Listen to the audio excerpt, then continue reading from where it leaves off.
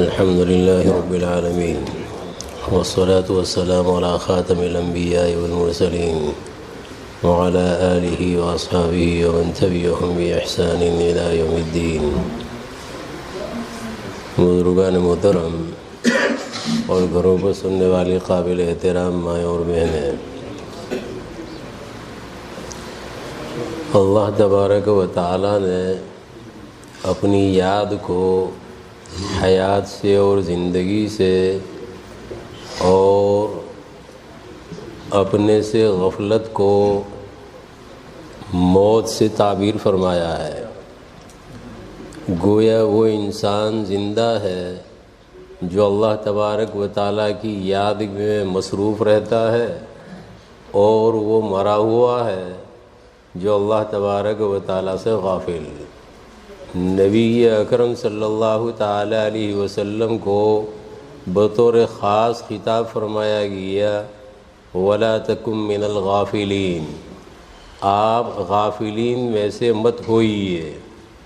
وَلَا تَكُونُوا كَالَّذِينَ نَسُوا اللَّهَ فَأَنسَاهُمْ أَنفُسَهُمْ. اہل ایمان سے کہا جا رہا ہے، متقیوں سے اور پرہیزگاروں سے کہا جا رہا ہے، ایمان والوں سے تقاضا کیا جا رہا ہے کہ تم ایسے مت بنو جیسے وہ لوگ ہیں جنہوں نے اللہ عز و جل کو فراموش کر دیا، اللہ عز و جل کو بھول گئے، تو پھر اللہ عز و جل نے خود انہیں اپنی ذات بھلا دی. مطلب یہ ہے کہ انہیں اپنی ذات کے بارے میں بھی فکر نہیں ہے. اللہ تبارک و تعالیٰ سے غفلت کا نتیجہ یہ ہے، خدا فراموشی کا نتیجہ یہ ہے کہ خود فراموش بن گئے، اپنے آپ کو بھی بھول گئے کہ ہم کون اور ہمارا حشر کیا ہوگا اگر ہم صراط مستقیم پر اور راہ حق کے اوپر نہ آئے.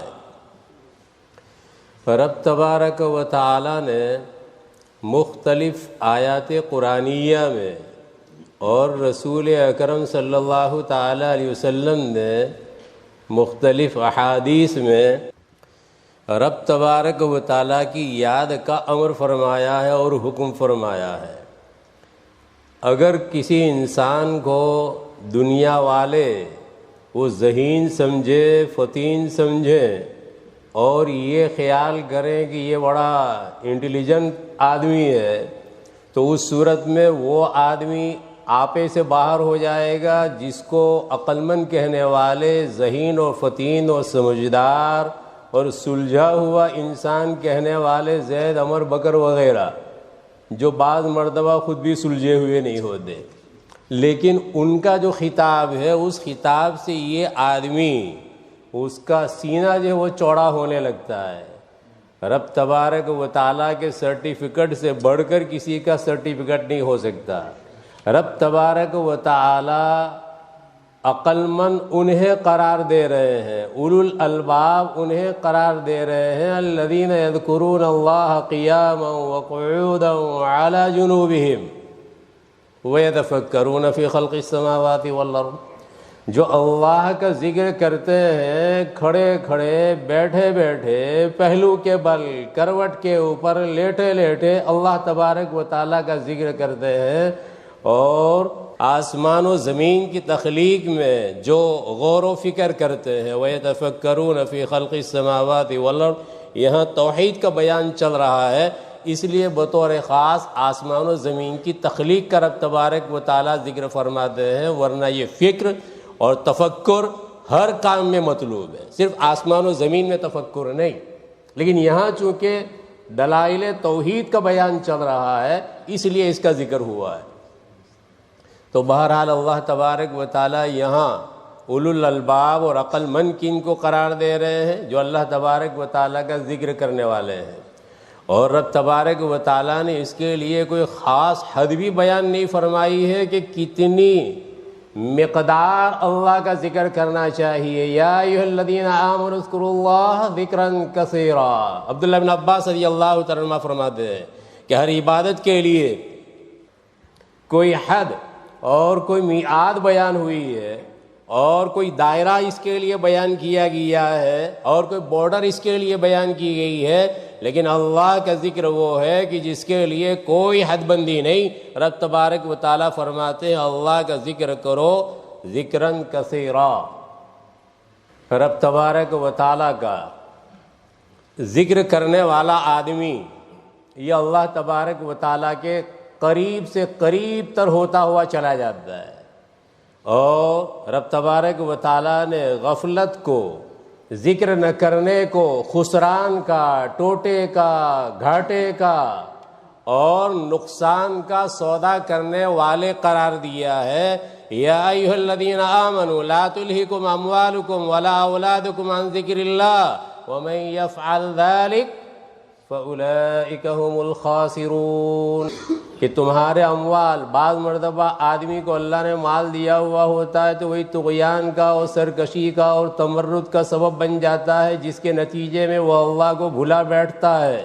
تو رب تبارک و تعالیٰ نے ان کا ذکر کیا، اموال کا ذکر کیا، مال کا ذکر کیا، اور اولاد، بعض دفعہ اولاد اس کے نتیجے میں آدمی اللہ سے غافل ہو جاتا ہے۔ وہ یہ سمجھتا ہے کہ اگر مجھ پر کوئی افتاد آئے گی، مجھ پر کوئی مصیبت آ پڑے گی تو میری اولاد جو ہے میرے لیے سپر بن جائے گی، اور یہ زحمت اور یہ تکلیف وہ مجھے ٹچ نہیں کرے گی اور چھوئے گی تک نہیں۔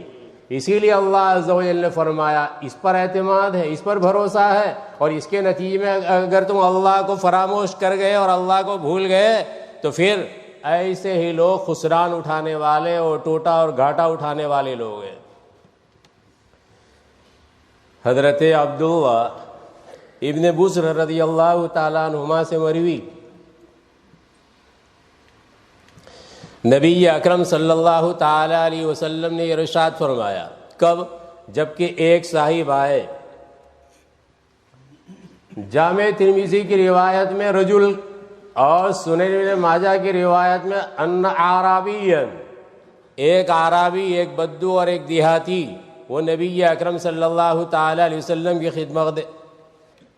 خدمت اقدس میں حاضر ہوئے اور انہوں نے عرض کیا ان شرائع الاسلام قد کثرت علی، اسلام کے شرائع اور اسلام کے احکام مجھ پر بہت زیادہ ہو گئے ہیں، تو آپ مجھ کو خبر دیجئے، فاخبرنی بشیء اتثبت بہ، مجھے ایسی چیز کی خبر دیجئے کہ میں اس کو تھام لوں، پکڑ لوں مضبوطی کے ساتھ۔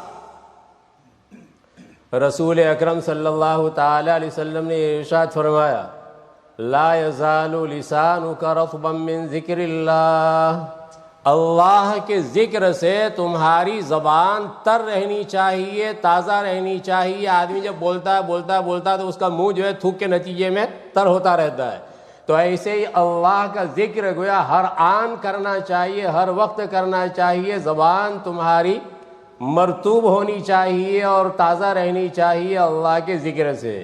اشارہ کر رہا ہوں اس بات کی طرف کہ کوئی حد نہیں ہے، ذکر کرتے رہو کرتے رہو کرتے رہو، لیکن ملے گا کیا؟ رب تبارک و تعالیٰ کا ذکر کرتے رہیں گے تو ملے گا کیا؟ اس کے لیے یہ سمجھو کہ گناہ، سب سے بڑا گناہ اگر ہو سکتا ہے تو یہ کفر کا اور شرک کا، جس کی اللہ عز و جل کی یہاں مغفرت نہیں، لیکن اس کے ڈانڈے جو مل رہے ہیں اور جس سرحد سے وہ مل رہا ہے کفر اور شرک، وہ ہے غفلت۔ گویا دوسرے لفظوں میں کہنا چاہو ام الامراض، تمام بیماریوں کی یعنی قلبی بیماریاں، ان کی جڑ اور ان کی اصل اگر ہے تو وہ غفلت ہے، اور اس غفلت کے ازالے کے لیے سب سے مؤثر اور سب سے اکثیر نسخہ اگر ہو سکتا ہے تو وہ اللہ تبارک و تعالیٰ کی یاد کا۔ حضرت عبداللہ بن عباس رضی اللہ تعالیٰ عنہما سے مروی الشیطان جاسم علی قلب ابن آدم، کتے کو دیکھا ہوگا، کتے کی ایک حیت تو ایسی ہوتی ہے کہ جس میں اس کے پاؤں جو ہے وہ دونوں کھڑے ہوتے ہیں، اگر کسی جگہ بیٹھتا بھی ہے تو اس انداز سے بیٹھتا ہے کہ اپنے سینے کو زمین کے ساتھ لگائے ہوئے نہیں ہوتا ہے۔ اب اس موقع پر اگر ہم نے لاٹھی اٹھائی، یہاں تو نہیں اٹھا سکتے، اگر لاٹھی اٹھائی تو اس کے نتیجے میں فوری طور پر وہ بھاگ جاتا ہے، اور دوسری صورت اس کی یہ ہوتی ہے کہ وہ اپنے سینے کو زمین کے ساتھ چمٹائے ہوئے ہوتا ہے، چپکائے ہوئے ہوتا ہے، لگائے ہوئے ہوتا ہے. یہ ایک دوسری کیفیت، دوسری حالت ہے. تو شیطان جو ازلی دشمن ہے وہ بھی ایسا نہیں ہے کہ اچھا یہ آدمی ہے، زید ہے، عمر ہے، بکر ہے وغیرہ، تو یہ ذرا دور دور رہ کر دیکھتا ہوگا یہ اور نہیں. عبداللہ بن عباس رضی اللہ تعالیٰ عنہ کی روایت میں ہے کہ شیطان انسان کے قلب پر سینہ لگائے بیٹھا ہے، سینہ لگائے. اس کا مطلب یہ ہے کہ تمہاری ادنا سی حرکت کے نتیجے میں وہ ہٹ جائے، دور ہو جائے، زائل ہو جائے، نہیں، بلکہ وہ ویسے ہٹنے والا نہیں ہے. کیا ہوتا ہے؟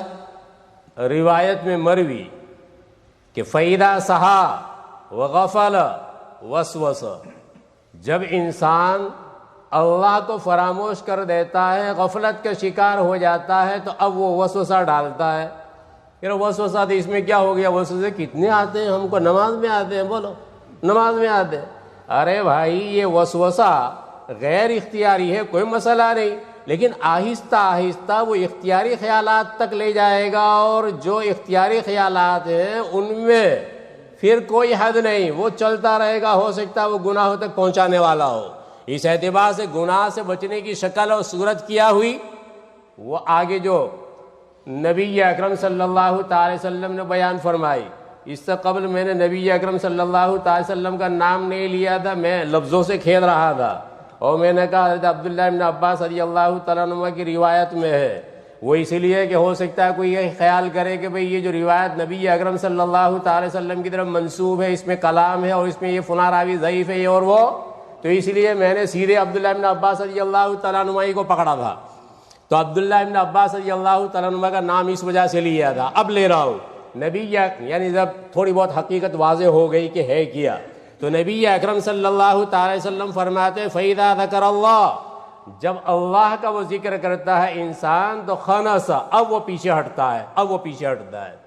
اب سوال یہ پیدا ہوا کہ اللہ کے نام میں اتنی بڑی تاثیر ہے، تو ہم تو ذکر کرتے ہیں، ذکر میں وساوس آتے ہیں، ذکر میں وساوس آتے ہیں، تو پھر یہ کیسے ہوا؟ تو کہ ایسا سمجھو، اب ڈاکٹروں کا کیا حال ہے مجھے پتہ نہیں، عام متن پہلے جو علاج کرنے والے ہوتے تھے وہ اس طرح کے بیماری جہاں ہے دوا کو وہاں پہنچانے کی کوشش کی جاتی ہے، اور اسی کے نتیجے میں اس بیماری کا ازالہ ہوتا ہے. ڈاکٹر بھی تقریباً وہی کرتا ہے.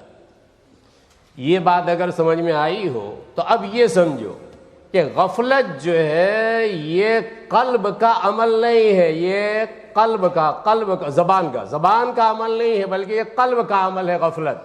تو اس کا معنی اور مطلب یہ ہے کہ اب جو علاج ہونا چاہیے وہ کس سے ہونا چاہیے؟ وہ علاج وہاں تک پہنچنا چاہیے، قلب تک پہنچنا چاہیے. اور ہمارا جو وہ صرف زبان کے اوپر ہے، تو بھی جب وہاں تک گیا ہی نہیں تو وہ سے آئیں گے، سیدھی سی بات ہے. ایک بات یہ سمجھ میں آئی. دوسری بات یہ ہے کہ انسان اس سے فائدہ اٹھا لے اور یہ سمجھے کہ اچھا جب ہمارا یہ ذکر لسانی انف نہیں ہے، کافی نہیں ہے، تو یہ ذکر کرنے کا فائدہ ہی کیا ہوا؟ ارے بھائی یہ سیڑھی ہے، ذکر لسانی اس کو سیڑھی سمجھا جائے ذکر قلبی کے لیے، کہ جب زبان پر اللہ اللہ اللہ اللہ چلے گا تو اس کے نتیجے میں یہ قلب تک پہنچے گا، اور پھر اس کے بعد وہ اپنا اثر دکھائے گا. اب وہ جو ذکر قلبی ہوگا، اس ذکر قلبی کے نتیجے میں، اس ذکر قلبی کا معنی اور مطلب یہ ہے سیدھا سا ابھی سمجھنے کے لیے، ورنہ تو بڑی تہ میں جانے کی ضرورت ہے. ذکر قلبی کو ایسا سمجھو کہ جب ہم اللہ بولتے ہیں تو بعض دفعہ کیا ہوتا ہے، یہ کچھ بیعت ہونے والے لوگ ایسا سمجھتے ہیں کہ ہم 100 دفعہ یہ تسبیح کرتے ہیں، 100 دفعہ یہ کرتے ہیں، 100 دفعہ یہ، سب کچھ صحیح ہے، لیکن یہ بتلاؤ کہ کب کرتے ہو؟ کہ اس کے لیے مستقل ٹائم تو نہیں ہے، لیکن وہ آتے جاتے چلتے پھرتے ڈرائیونگ کرتے ہوئے میں پڑھ لیتا ہوں وظیفہ. یہ نہیں، اس موقع پر قلب تمہارا متوجہ ہے ہی نہیں اس کی طرف. اب اگر اثر نہیں ہو رہا ہے، وہ اس لیے اثر نہیں ہو رہا ہے کہ جو ذکر کی حقیقت ہے وہ ذکر کی حقیقت نہیں پائی جا رہی ہے. جیسے تم اس کے لیے جاب کے لیے مستقل ٹائم نکالے ہوئے ہو اور ڈرائیونگ کے لیے مستقل ٹائم نکالے ہوئے ہو، ایسے مستقل ٹائم نکالنا ہے اس کے لیے وہ ایک مرحلہ آئے گا جب تمہارا ڈرائیونگ کرنا اور ڈرائیونگ کرتے کرتے ذکر اللہ کرنا وہ بھی اپنا اثر دکھائے گا، لیکن اس سے پہلے ضرورت اس بات کی ہے کہ خلوت میں ایک ٹائم دیا جائے اللہ اللہ کرنے کے لیے، پھر اس کے بعد وہ اپنا اثر دکھائے گا۔ اب چلتے پھرتے بھی اللہ اللہ کرتے رہو، ادھر جب اللہ خلوت میں تم بولو گے اور قلب میں اس کا معنی سوچو گے اچھا یہ ہے، تو اب اس کے بعد یہ تمہارا قلب وہ بھی گویا شریک ہو گیا ہے۔ اور اتنا بڑا اعزاز ہے، اتنا بڑا اعزاز ہے ذکر الہی میں، امت محمدیہ کو جو خصائص ملے ہیں، جو مزایا حاصل ہیں اور جو خوبیاں اور کمالات، ان میں سب سے بڑی خوبی آپ علیہ الصلوۃ والتسلیم کے نتیجے میں ہم کو جو ملی ہے اس ذکر میں، فاذکرونی اذکرکم۔ یعنی ذرا غور کریں تھوڑا سا۔ بنو اسرائیل کے باب میں رب تبارک و تعالیٰ فرماتے ہیں ان کو خطاب کرتے ہوئے جس کو کلام مجید میں ذکر کیا گیا، یا بنی اسرائیل اذکروا نعمتی، اذکروا میرے جو انعام تمہارے اوپر ہوئے ہیں اس کو یاد کرو۔ تو گویا براہ راست ذکر کی اور براہ راست اللہ کی یاد کی ان میں صلاحیت رہی ہے۔ امت محمدیہ میں یہ صلاحیت ہے، فاذکرونی، میرا ذکر کرو۔ یہ نعمت سے سیدھے، وہ تو نعمت سے پہنچیں گے منعم تک، اور یہ سیدھے منعم تک پہنچنے والے ہیں۔ فاذکرونی، ذکر کرو میرا، یہ ہے اعزاز۔ نبی اکرم صلی اللہ تعالی علیہ وسلم نے ارشاد فرمایا کہ رب تبارک و تعالی فرماتے ہیں انا عند ظن عبدی بی وانا معه اذا ذکرنی فإن ذكرني في نفسه ذكرته في نفسي وإن ذكرني في ملأ ذكرته في ملأ خير منهم۔ بندہ جیسا مجھ سے گمان کرتا ہے، اب چاہے دعا کا موقع ہو، دعا کے موقع میں دعا قبول ہوگی نہیں ہوگی، جیسا تمہارا گمان ویسا اللہ معاملہ کریں گے۔ توبہ کر رہے ہو، توبہ کے موقع پر جیسا تمہارا گمان ویسا اللہ معاملہ کریں گے۔ استغفار کر رہے ہو، جیسا تمہارا معاملہ ویسے اللہ تبارک و تعالیٰ مغفرت کریں گے نہیں کریں گے، اس پر ڈیپینڈ کرتا ہے تمہارا ظن کیا ہے، تمہارا گمان کیا ہے، اس کے مطابق رب تبارک و تعالیٰ معاملہ کریں گے۔ رب تبارک، اس کی ایک اور تفسیر ہے، وہ تفسیر عامتاً کتابوں میں نہیں ملتی، لیکن میں جس سال آیا ہوں اس سال میں بیان کر چکا ہوں۔ کہ وہ اتنے سالوں کی کیسٹ پھر پیچھے نکالنی پڑے گی، کسی اور موقع میں انشاءاللہ ذکر کر دوں گا۔ اس کا جو دوسرا معنی ہے، دوسرا مطلب ہے انا عند ظن عبدی بی کا۔ آگے رب تبارک و تعالیٰ فرماتے ہیں کہ میں بندے کے ساتھ ہوتا ہوں جب وہ مجھے یاد کرتا ہے، جب وہ میرا ذکر کرتا ہے۔ اگر وہ میرا ذکر کرتا اپنے جی میں تو رب تبارک و تعالیٰ فرماتے میں اپنے جی میں جو اللہ کے شأن شان اس میں یاد کرتا ہوں، اور اگر وہ کسی جماعت میں میرا ذکر کر رہا ہوتا تو اس سے بہتر جماعت کہ خود ذاکر اللہ ہے اس جماعت میں، اس اعتبار سے وہ جماعت بڑھ گئی، تو اس جماعت میں اس کا ذکر کرتا ہوں۔ یہ رب تبارک و تعالیٰ فرماتے ہیں۔ اب یہ کہ اس سے بڑھ کر کوئی اور نعمت ہو سکتی ہے، ذکر کے اوپر کوئی اور ثمرہ اور کوئی نتیجہ چاہیے، فاذکرونی اذکرکم، تم میرا ذکر کرو، میری یاد کرو، میں تمہیں یاد کروں گا۔ وَلَذِكْرُ اللَّهِ أَكْبَرُ، وَلَذِكْرُ اللَّهِ أَكْبَرُ، اللہ کا ذکر بہت بڑا ہے۔ اب تو سیدھی سی بات، ایک سیدھا سا ترجمہ، بالکل سادہ سمپل، وَلَذِكْرُ اللَّهِ أَكْبَرُ، کہ یہ کام وہ کام، یہ چیز وہ چیز، وَلَذِكْرُ اللَّهِ، اللہ کا ذکر اس سے بڑا ہوا ہے۔ اب میں ذرا ٹرن کر کے کر رہا ہوں، وَلَذِكْرُ اللَّهِ أَكْبَرُ، زید ہمارا ذکر کر رہا ہماری غیبوبت میں کہ بہت اچھا عالم ہے، بہت اچھا انسان ہے یہ اور وہ، وَلَذِكْرُ اللَّهِ، اللہ تمہارا ذکر کر رہا ہے، وَلَذِكْرُ اللَّهِ، تو بندہ اگر ذکر کرتا ہے اس سے بڑھا ہوا ہے اللہ کا بندے کو ذکر کرنا، وَلَذِكْرُ اللَّهِ أَكْبَرُ۔ اللہ تبارک و تعالیٰ جو کچھ کہا گیا اسے ایمان میں سمجھنے کی اور قابل عمل چیزوں پر عمل کی توفیق مرحمت فرمائے، آمین۔ وآخر دعوانا الحمدللہ رب العالمین، وصلی اللہ وسلم علی سیدنا محمد وعلی آلہ وصحبہ اجمعین۔